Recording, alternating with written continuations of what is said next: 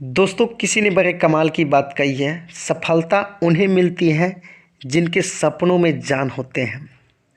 तो आइए दोस्तों, एक कहानी के माध्यम से समझाने की प्रयास करते हैं कि आप एक अमीर और सफल व्यक्ति कैसे बन सकते हैं।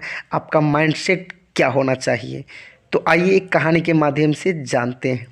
दो पड़ोसी राज्य के राजा जो आपस में बहुत घनिष्ठ मित्र थे।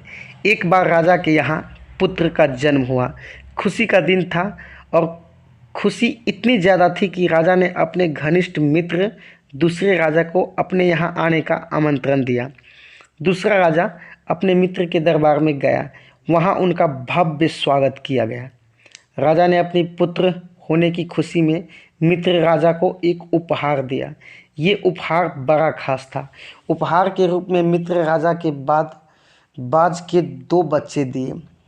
बाज के बच्चों को देखकर राजा बहुत खुश हुआ। बच्चे छोटे थे लेकिन उनकी नस्ल बहुत ही बढ़िया थी। राजा को अपने मित्र द्वारा दिया गया उपहार बड़ा अच्छा लगा।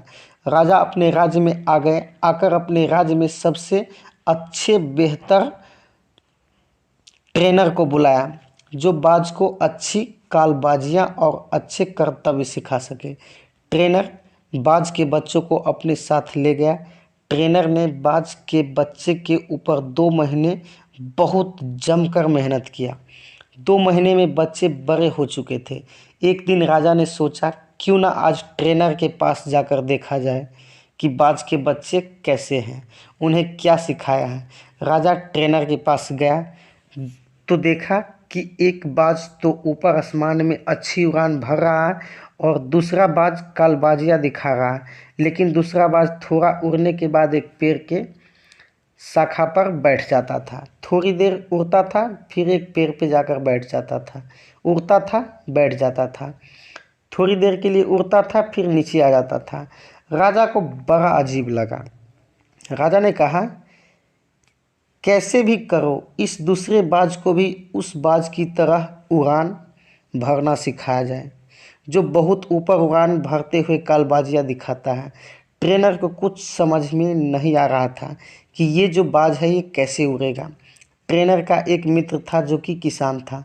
ट्रेनर ने अपनी समस्या बताई। ट्रेनर ने अपने मित्र को किसान के पास समस्या बताई कि ये बाज उड़ नहीं पा रहा है, उड़ता है, एक पेड़ के नीचे आके बैठ जाता है। तो फिर किसान अच्छी उड़ान भरता है। राजा ने कहा, कैसे भी करो इस दूसरे बाज को भी उस बाज की तरह ही उड़ाना सिखाया जाए जो बहुत ऊपर उड़ान भरते हुए कालबाजियाँ दिखाता है। ट्रेनर को कुछ समझ में नहीं आ रहा था। ट्रेनर का एक मित्र था जो किसान था। ट्रेनर ने अपने मित्र से अपनी सारी समस्या बताई कि जो दो बाज हैं जिनमें एक तो काफ़ी अच्छी उड़ान भरता है लेकिन दूसरा कुछ देर बाद उड़ने बाद पेड़ के नीचे बैठ जाता है, पेड़ के शिखर शाखा पर आकर बैठ जाता है। किसान ने देखा कि बाज हर बार पेड़ की एक ही शाखा पर आकर बैठता है, तो किसान ने उस शाखा को ही काट दिया जिस पर बाज हर बार आकर बैठ जाता था। शाखा को काटने के बाद बाज को अपने बैठने की जगह नहीं मिली जिस पर बैठने का वो आदी हो चुका था और अपने साथी बाज के साथ उड़ने लगा। देखा कि दोनों बाज एक जैसा आसमान में उड़ने लगा।